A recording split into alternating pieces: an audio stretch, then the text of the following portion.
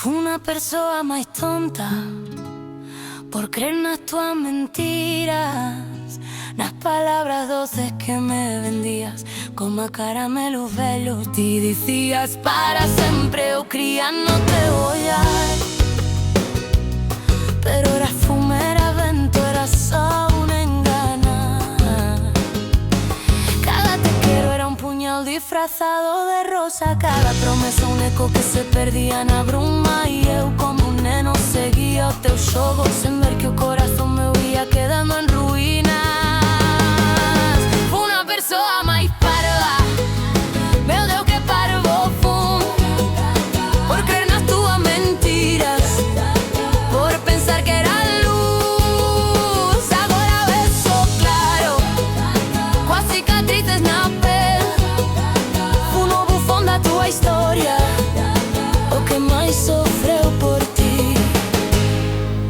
As noites que chorei pensando que eras verdadeira, mentres ti rías con outro, sen un pingo de culpa. Eu defendíate ante todos, dicía, non é así, pero a verdade era crúa, só era falsidade fin.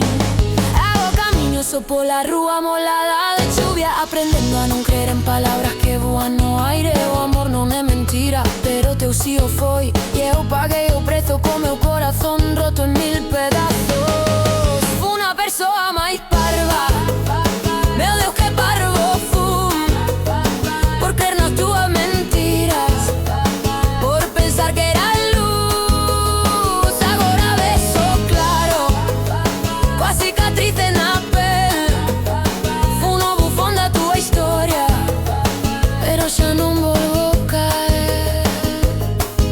Que aprenda eu da dor, que non volva a ser tan parvo, que o amor verdadeiro non precisa de enganos nin xogos.